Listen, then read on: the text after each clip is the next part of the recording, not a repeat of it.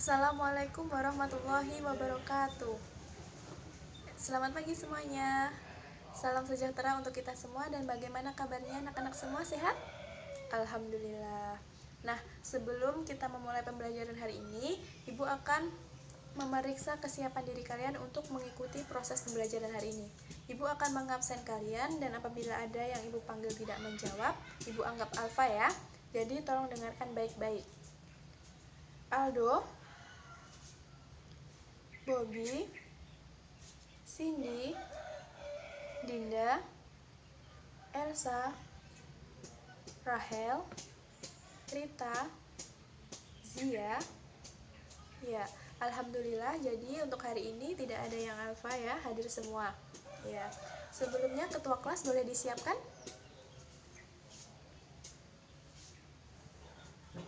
Alhamdulillah, semoga memperlancar kita dan mempermudah kita untuk pembelajaran hari ini. Amin. Nah, sebelumnya kita sudah mempelajari tentang persatuan dalam perbedaan. Hari ini kita belajar tema 2, yaitu bekerja sama mencapai tujuan. Nah, apa kaitan dari tema sebelumnya dengan tema sekarang? Nah, dengan adanya bekerja sama, tanpa kita memandang perbedaan, maka pekerjaan yang kita lakukan akan mencapai tujuan secara maksimal sesuai dengan keinginan kita. Manfaatnya, contohnya saja dalam pembersihan lokal.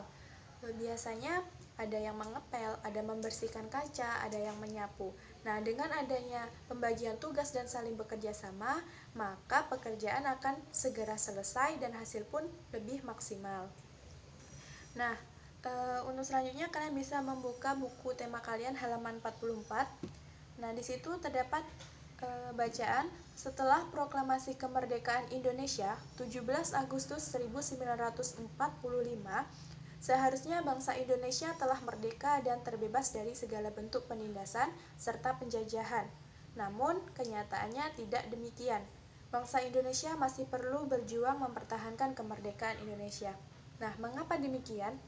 Nah, untuk kalian menemukan jawabannya, kalian bisa membaca teks tentang perjuangan mempertahankan kemerdekaan Indonesia yang dilakukan oleh para pejuang. Kalian lanjutkan dengan membaca Pertempuran Surabaya.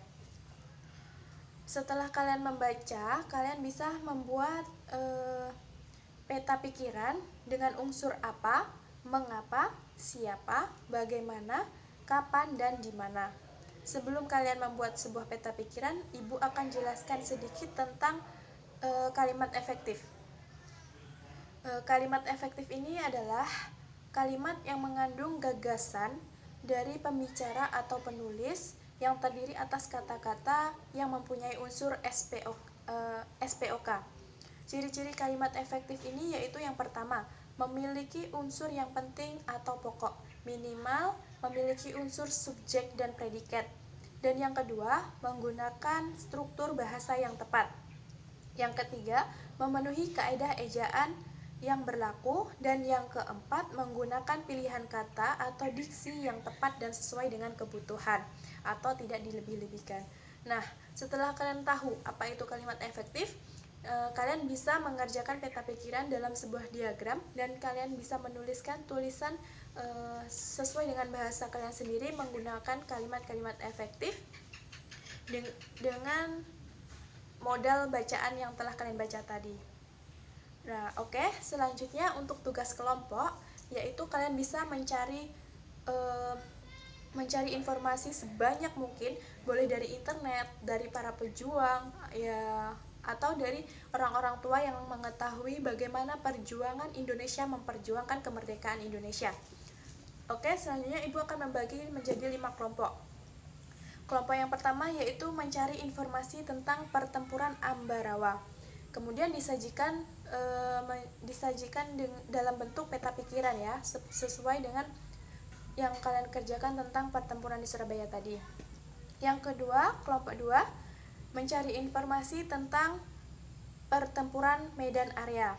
Dan yang kelompok 3, mencari informasi tentang Bandung Lautan Api. Kelompok 4, mencari informasi tentang agresi militer Belanda 1. Dan kelompok 5, informasi tentang agresi militer Belanda 2. Nah, Setelah itu kalian susun menjadi sebuah laporan dan dikumpulkan minggu depan. Oke. Selanjutnya di halaman selanjutnya kalian bisa amati sebuah gambar. Di situ ada ayam, ada bebek, ada ikan, dan ada cicak. Nah, apa sih yang kalian ketahui tentang ciri-ciri hewan tersebut? Tempat tinggalnya bagaimana? Nah, contohnya kalian bisa kita ambil contoh yaitu ikan. Ikan itu ciri-cirinya gimana sih? Nah, ikan itu adalah bersisik. Dia bernafas menggunakan insang. Tempat tinggalnya di mana? Tentulah dia di air karena dia bernafas menggunakan insang. Dan seterusnya. Kemudian di halaman selanjutnya itu terdapat bacaan tentang bebek. Bebek itu berenang di kolam. Kok bebek bisa berenang? Dia kan tinggalnya di darat. Karena bebek itu adalah makhluk hidup yang tinggal di dua alam, yaitu kadang di darat dan kadang di air ya.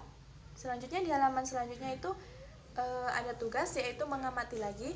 Kalian bisa mengamati 3 hewan di sekitar kalian, yaitu bisa kalian ambil burung, bisa kalian belalang atau ayam. Kalian cari ciri khas dan ciri-ciri habitat dari hewan yang telah kalian amati. Oke, selanjutnya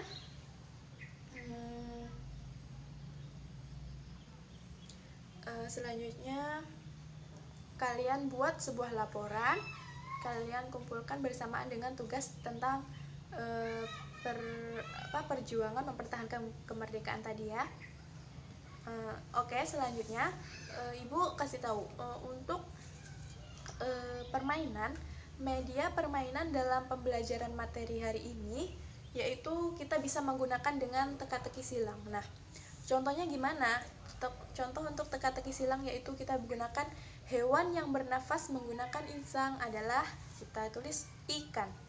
Contoh yang kedua yaitu memutuskan ekornya untuk melabuhi musuhnya adalah cicak. Nah, itu adalah salah satu media permainan yang bisa digunakan yaitu teka-teki silang. Selain teka-teki silang, media permainan yang bisa digunakan yaitu bisi berantai.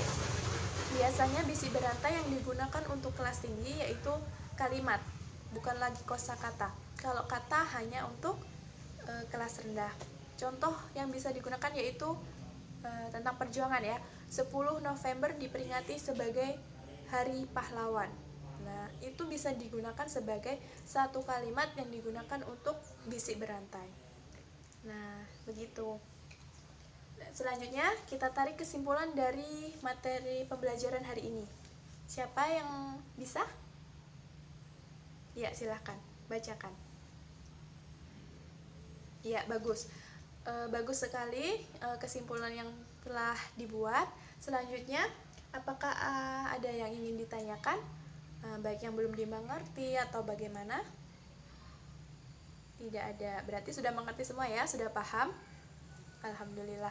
Oke, selanjutnya Ibu kasih kesempatan kalian untuk mengajukan pendapat kalian tentang pembelajaran hari ini. Apakah tentang perjuangan mempertahankan kemerdekaan atau tentang ciri-ciri hewan? Ibu kasih waktu kalian untuk memberikan pendapatnya masing-masing. Tidak ada? Oke, baiklah kalau begitu. Jika tidak ada, maka ketua kelas boleh menyiapkan kelasnya.